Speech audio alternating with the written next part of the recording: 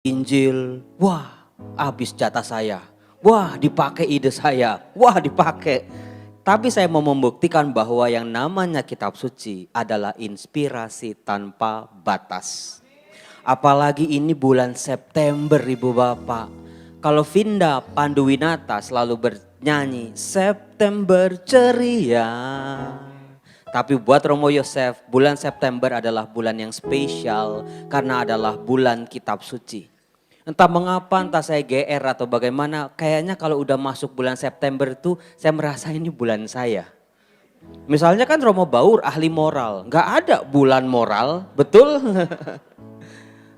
Romo Novrin ahli filsafat, nggak ada bulan filsafat, hanya kitab suci, ada bulan kitab suci. Maka thank be to God.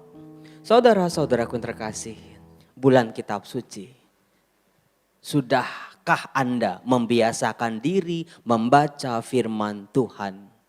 Apakah Anda sudah menyediakan waktu khusus spesial, duduk tenang seperti seorang murid, buka telinga, buka hati, buka mata, membaca firman Tuhan dan mendengarkan firman Tuhan masuk ke dalam jiwa kita.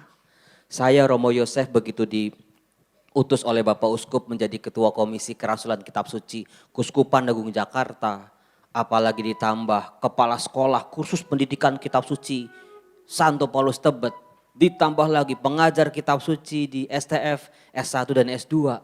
Saya sudah melakukan berbagai macam cara yang bisa saya lakukan. Tadi Romo Wilfried bilang metode. Saya sudah mencoba. Tetapi ternyata Bapak Uskup sesederhana begini. Rama, asal umat KAJ makin suka baca firman Tuhan, suka baca kitab suci, menyediakan waktu setiap hari secara konsisten baca kitab suci, tugas Rama sudah sangat amat berhasil. Nah saya nggak tahu, silakan Anda coba, entah tulis di kolom komen atau di mana. Saya nggak bisa mengklaim apakah saya sudah berhasil. Kan Anda yang baca firman Tuhan, kan Anda yang mencoba mencintai firman Tuhan. Saya nggak tahu seberapa kadar cinta Anda terhadap firman Tuhan. Apakah saya boleh dikatakan berhasil atau masih jauh Romo? Umat masih takut sama firman Tuhan. Umat masih enggan membaca, mendengarkan suara Tuhan dari Alkitab. Maka saya akan berjuang lagi. Di sini nggak ada yang tahu sih, sebetulnya saya lagi GALAU, galau. Gara-gara siapa? Tuh orangnya tuh. Romo Baur yang mau berangkat, saya yang galau. Kenapa? Baru kemarin saya dapat info ada sesuatu yang baru. Itu yang bikin saya Tapi ya sudah, saya akan selalu mengalah, saya akan selalu taat demi kemajuan Kuskupan Agung Jakarta ini. Apa emangnya nggak tahu. belum resmi. Biar penonton menebak-nebak. Saudara-saudaraku yang terkasih. Tadi setelah bacaan Injil dikorek-korek segala macam. Romo Edi juga membahas bacaan pertama. Tapi apakah Anda sadar? Seluruh bacaan Injil berbicara soal kehilangan, yes. Tapi apakah kita berani menjawab siapa sebetulnya pribadi yang paling sering kehilangan? Kehilangan bukan berarti ya hilang, tetapi mengalami kerugian. Banyak orang merasa hilang udah hilang aja. Tetapi di balik kehilangan ada sebuah kerugian yang sangat besar. Bukan sekedar hilang domba, bukan sekedar hilang dirham. Tetapi apakah Anda tahu pribadi, kelompok bahkan yang hilang pertama-tama adalah bangsa pilihan yang disebut bangsa Israel. Dibahas dalam bacaan pertama kitab Yehezkiel. Betapa Allah mengalami kehilangan, kerugian yang luar biasa.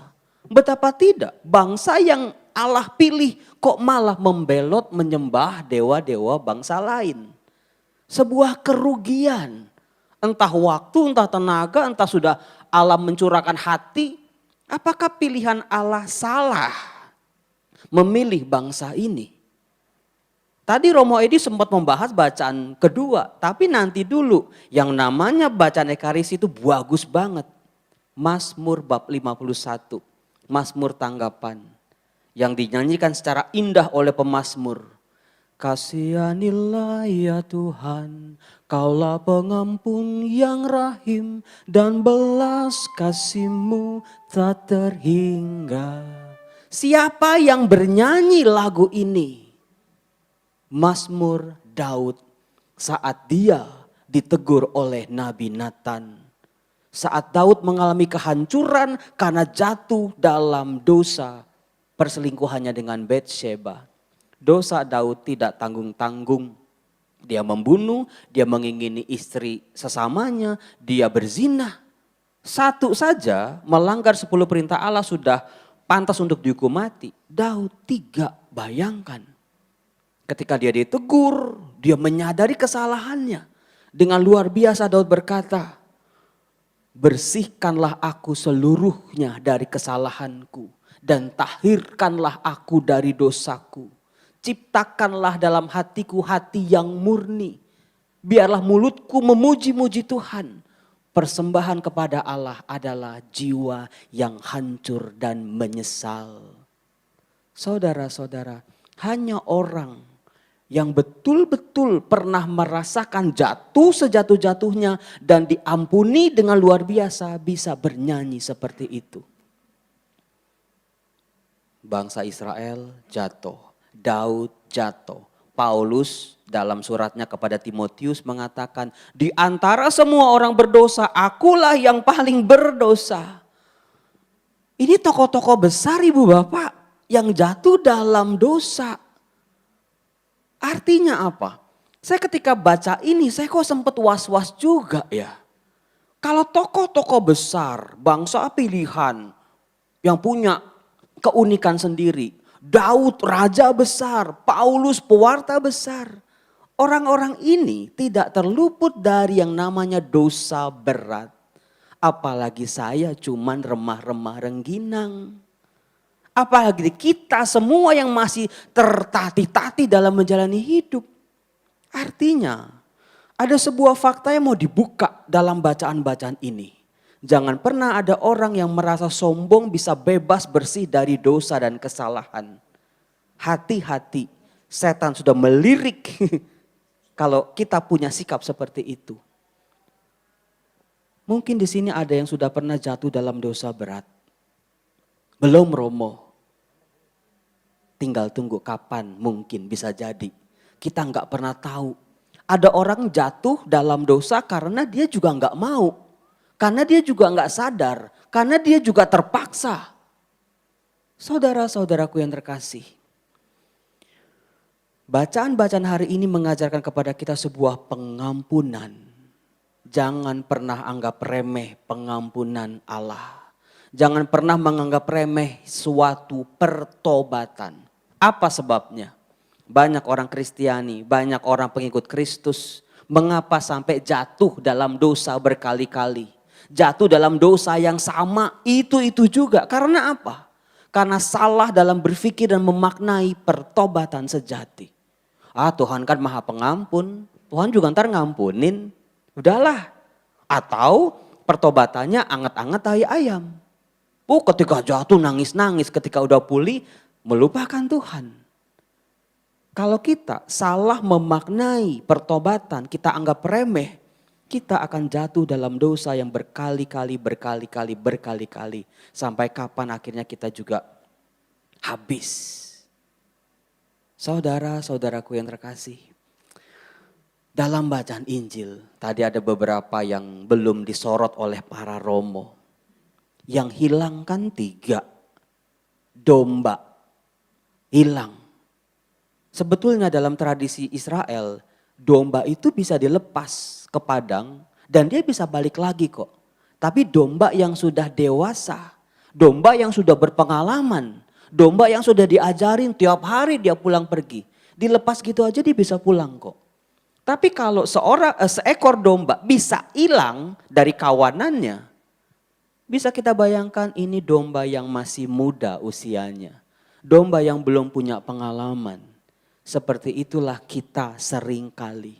Sampai jatuh dalam dosa seringkali karena kita tidak mau. Seringkali karena kita tidak tahu.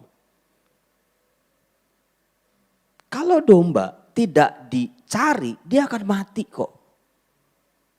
Yang kedua, dirham. Domba aja cuma bisa ngembek-ngembek. Apalagi dirham atau uang atau perhiasan. Ketika jatuh masuk kolong meja, dia nggak bakal bisa teriak help, help. Harus dicari dengan cermat bahkan. Tapi apakah Anda tahu dan perhatikan ketika perumpamaan anak yang hilang, si bapaknya tidak dikatakan mencari anaknya. Aneh nggak? Orang domba, si gembala aja nyari satu domba.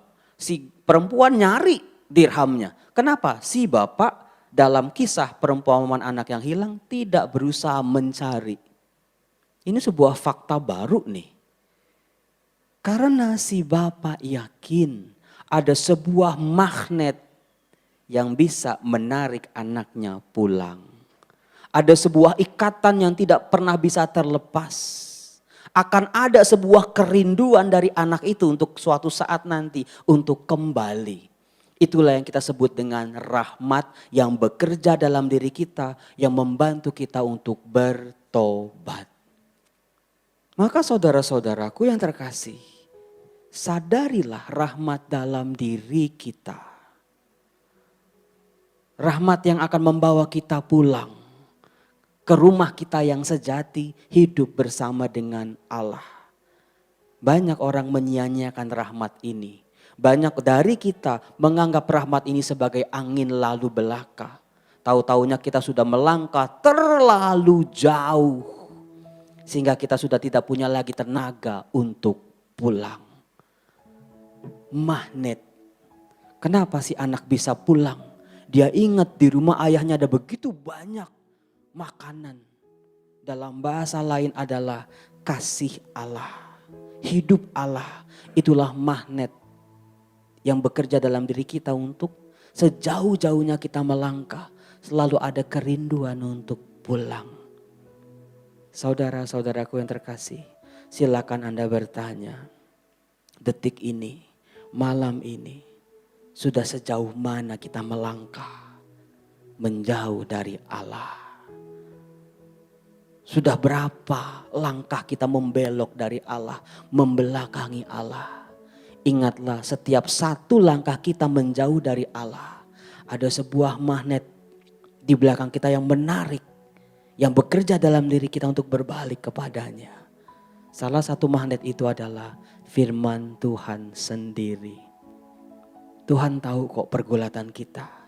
Tuhan tahu doa-doa dan air mata kita. Tuhan juga yang paling tahu penyesalan kita. Apakah air mata buaya atau betul-betul tangisan dari hati yang terluka. Maka dari itu saudara-saudara, ada sebuah lagu yang bagus banget. Lagu yang baru di di PW ini baru. Tadi saya datang ke sini tuh nyanyinya maunya Amazing Grace. Terus setelah semua selesai latihan, Mas Budi, teng tong kita latihan yuk nyanyi. Saya nemu lagu baru. Pertama kali saya nyanyi tadi pas latihan dan saya nggak bisa nyanyinya. Karena apa? Ini lagu punya daya magis. Tadi berkali-kali saya nyanyi nangis. Ini kenapa ini? Baru latihan aja udah nggak bisa ngomong. Sebuah lagu yang berjudul Tuhan Tahu. Tuhan tahu pasang surut kehidupan kita. Tuhan tahu seberapa besar niat kita untuk kembali. Bekerja samalah dengan Tuhan. Biarlah diri kita didamaikan oleh Allah. Tuhan tahu. He knows.